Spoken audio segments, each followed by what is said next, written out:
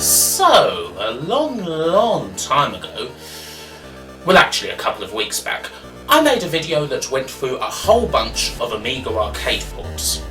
The main point of the whole kit and caboodle was to say that back in the day we used to take whatever we could get.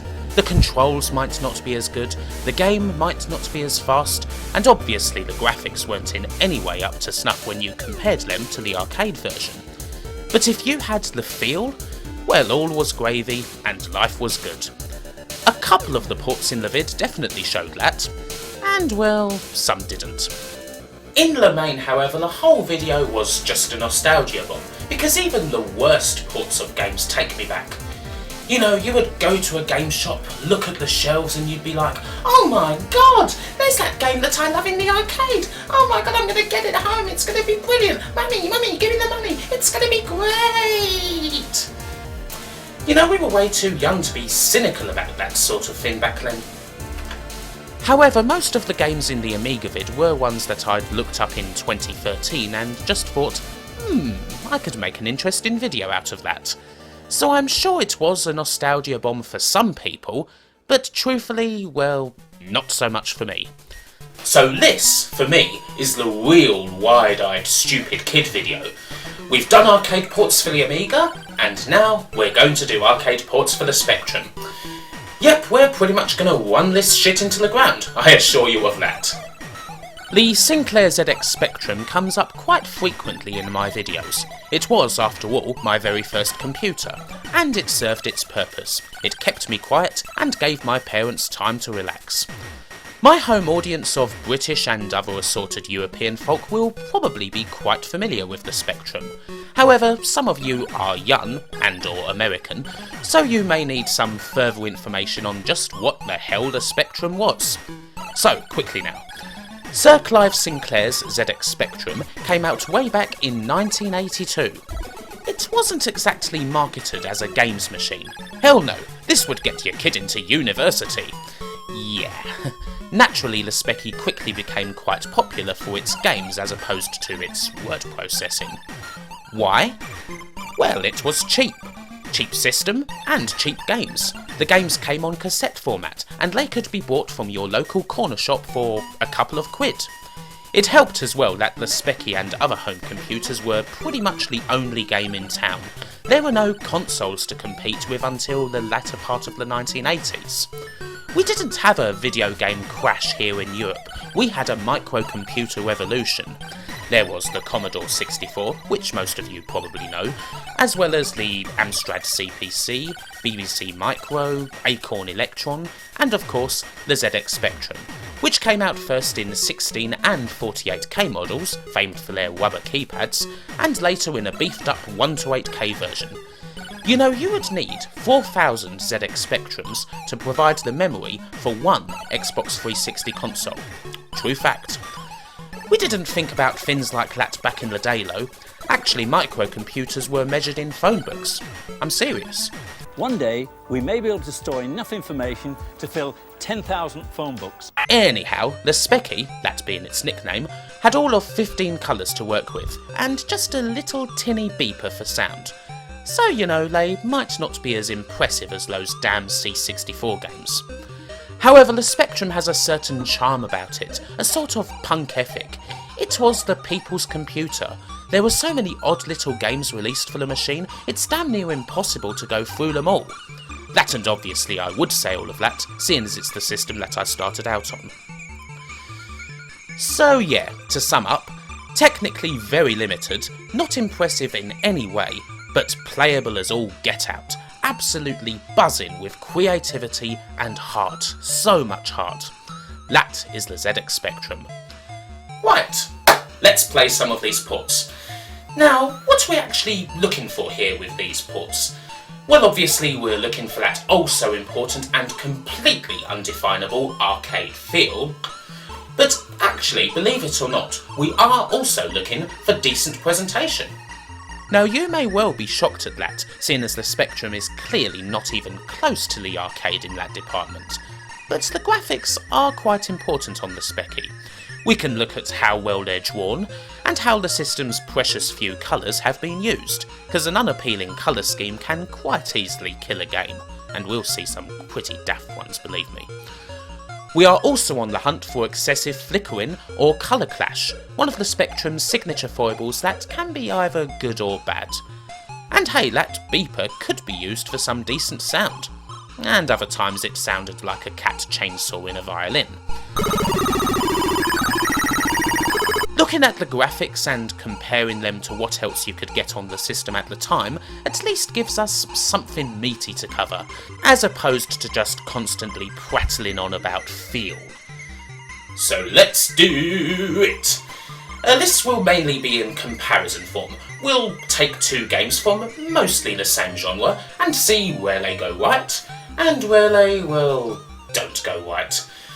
Let's start off with some side-scrolling action.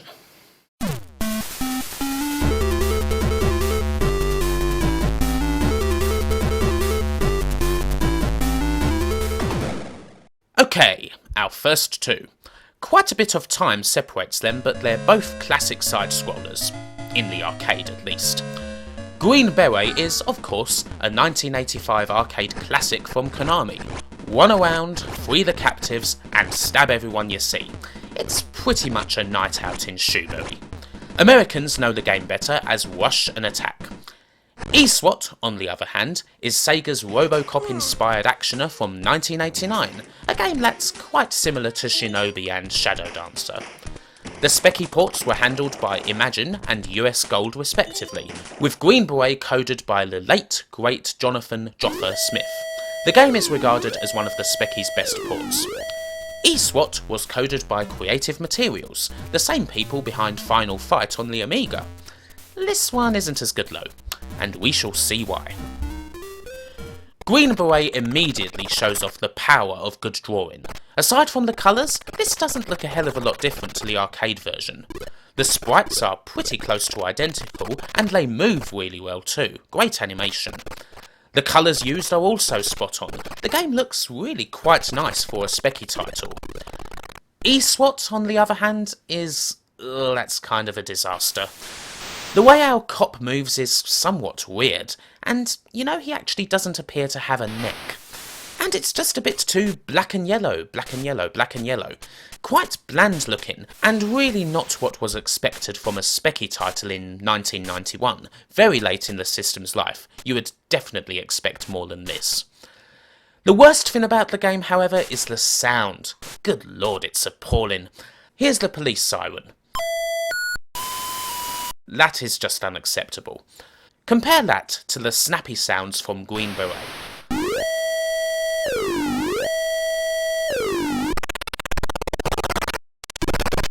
Of course, it also helps that Green Beret is a much better game in general, although it is brutally difficult.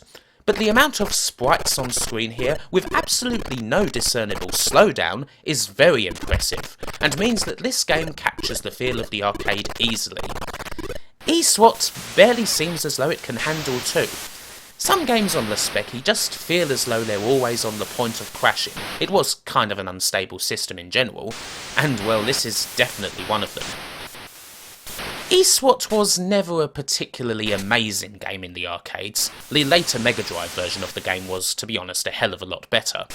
But this port is not worth the time of day. With so little action on screen, it feels more like a walking simulator where occasionally you shoot something. It's got absolutely nothing on Green Beret, which simply never stops throwing shit at you. E-SWAT isn't at all the worst port we'll see in this video, but it's still kind of lousy. Green Beret is definitely one of the best. It absolutely nails the arcade. Ignore the limitations, and it's one of the best ports of this game you will find on any system, perhaps only bettered by the NES version.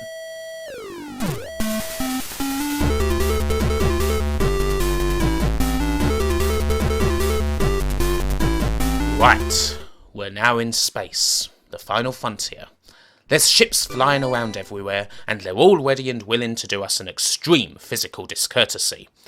We've only got two of the all-time greatest space shooters lined up for you, Nemesis and R-Type. Nemesis is of course better known to most people as Gradius, Konami's Classic is responsible for a whole line of incredible games and spin-offs. Well, except for Artemidius. And you can say much the same thing about R-Type, IOM's pioneering effort from 1987. These games are utterly iconic, two of the most famous space shooters around. R-Type actually was probably the first shmup I ever played, and that would be right here on the Spectrum. But for now, let's focus on Konami's game, published by Konami themselves as a matter of fact, and coded by S.T.U.N. To be honest, it's neither bad nor good. It's quite challenging, as Gradius should be, but there's nothing special about it.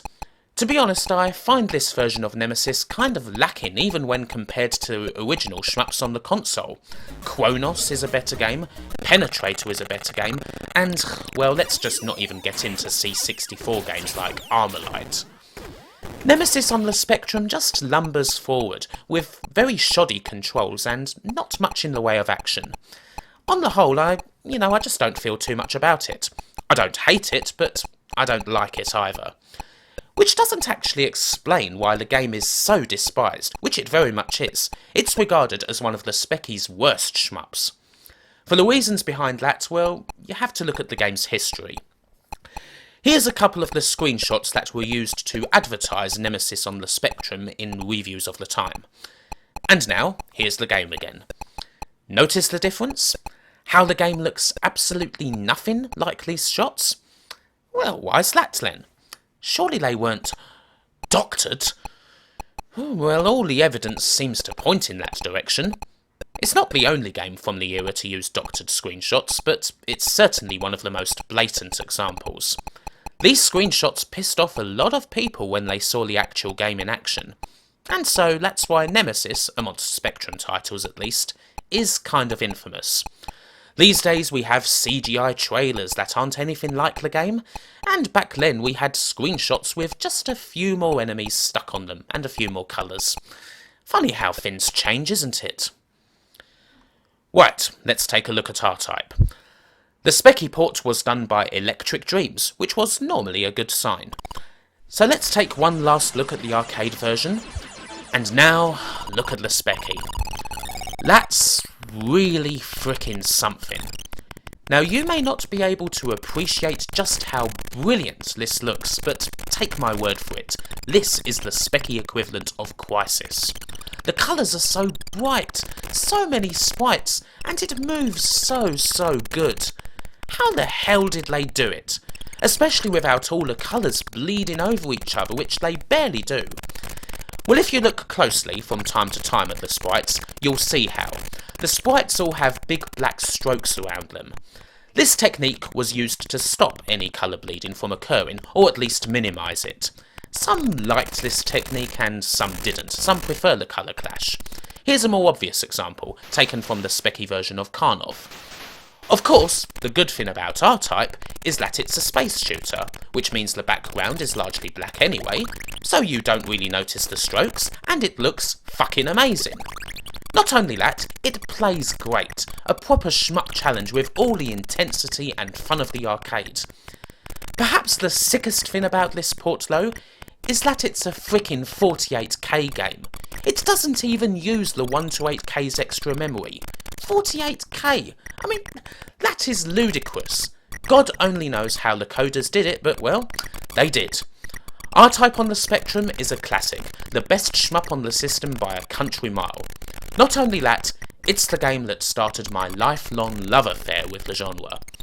Best game in the video? Well, maybe, but in any case, it's a bloody doozy. Brilliant. Absolutely brilliant.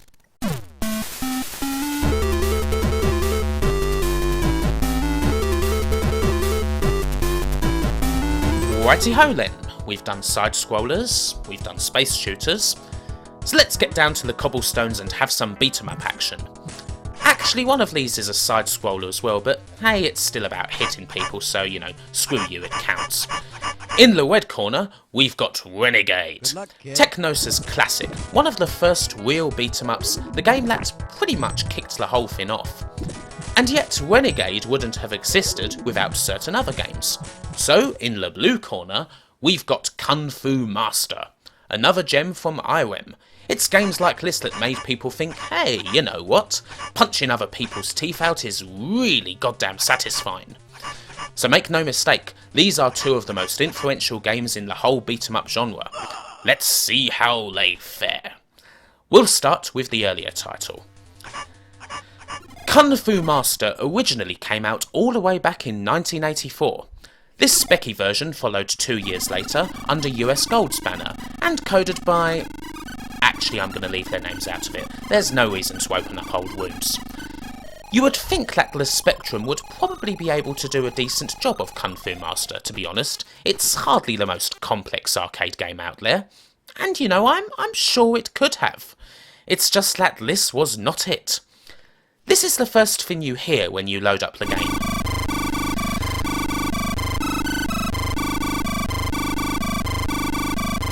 That makes Metal Machine music by Lou Reed sound positively tuneful. As soon as you hear that, you know, you dip into that defensive posture, your arms tense up slightly, and you get ready for something terrible. And even then, the game itself is still a shock. The colour scheme is nonsensical. The game is so slow it feels like it's moving on stumps. The controls are delayed and broken. And it still has the goal to actually slow down, despite all the absolute nothing that's happening. Yep, it pretty much goes without saying that this is the worst game in the video. In fact, it's possibly the worst arcade port on the Spectrum. It feels unfair to compare it to Renegade. I might as well have put Stephen Hawking up against Mike Tyson. But, you know, to truly appreciate the good, you have to see how bad things can get. This game, to be honest, is a bit of an insult to the original game and to the Spectrum. Now, I don't often get angry in these vids, but, well, this game kind of irks me a bit, I have to say. So let's just get far away from it and switch up focus to Renegade. Have I said it before? Well, probably, but I'll say it again. Fuck US Gold. Fuck 'em in the ear. Ah, that's better. Handled by Imagine, coded by the Right Honourable Lamb, Fowles and Grey, the first thing you might notice about Renegade is the kick-ass soundtrack, especially on the 128K version, which took advantage of the machine's brand new AY chip. The music actually runs throughout the game. Not a big deal, you might think, but, you know, quite a rare thing on the Specky as it happens. Renegade is just such a perfect fit on the Specky. It may be old, but it's an almighty wumble. The Warriors in game form before the Warriors game was even a thing. Like a lot of the games here, it's very tough, but you can skip through the levels simply by pressing delete. Trust me, reviewers adore simple cheat codes like that. Developers take note. This is a game that fits in with the Spectrum's dirtiness. It's just not something that would work as well on the Commodore 64. Here, it's a womp. It invites you to get right down on the cobblestones for a damn good punch-up, but you will be smiling through your broken teeth. It may be old, it may be fairly haggard, particularly in the arcades, but on the Spectrum, Renegade is still a boss. There is, however, an amusing postscript. Renegade was one of the most successful games on the Spectrum, and there were actually a couple of sequels to the original released exclusively on the microcomputers. The first sequel, Target Renegade, was in much the same vein and is very good indeed, but it was then followed by the nonsensical Renegade 3 The Final Chapter, a game where our hero, for no reason at all, goes back in time to prehistoric and medieval lands to duff some faces in. And that's a rather interesting turn. And yet the game is still actually quite good. You know, it's pounding beat-em-up action, as good as the other games. But one does kind of wonder what the hell they were thinking about. But hey, that's the Spectrum for you. Who knows what went on in all those bedroom coders' bedrooms.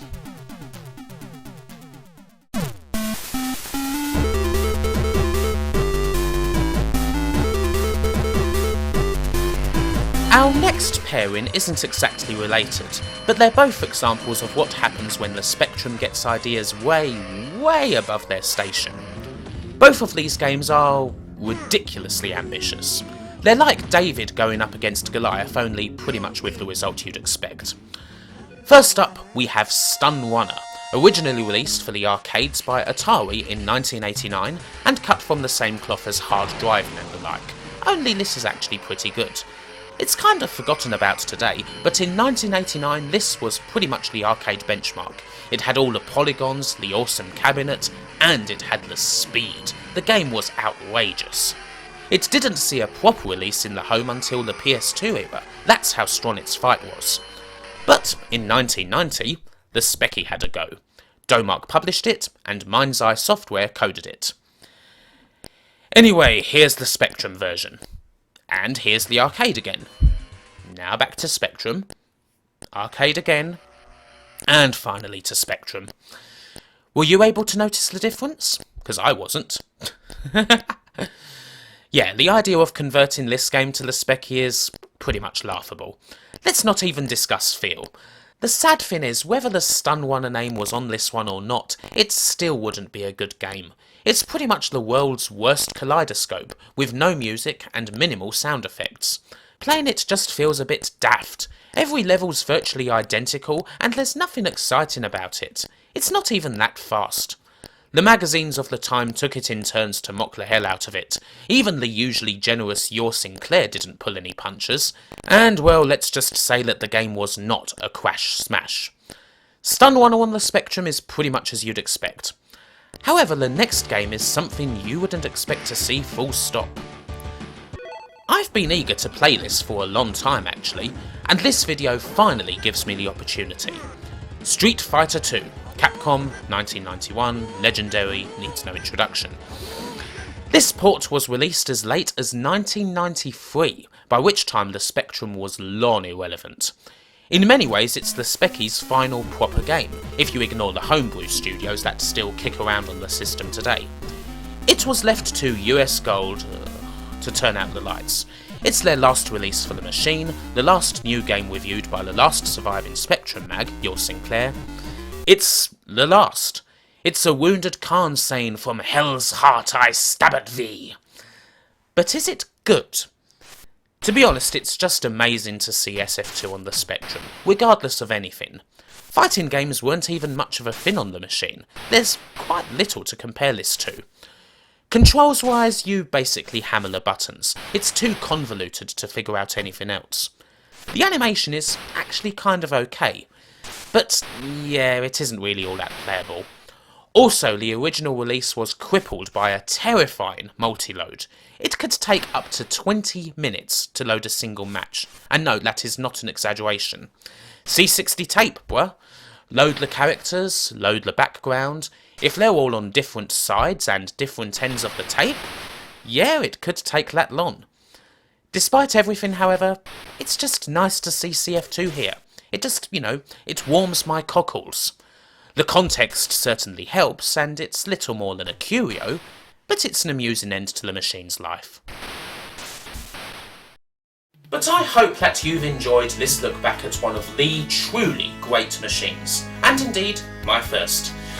If it wasn't for the ZX Spectrum, then, well, I wouldn't be sitting here making videos today. I'll let you decide whether that's a good thing or not. But, well, all that's left for me to say is, wherever you are, and whoever you be, have a good one, take care, and I'll see you next time. Bye bye.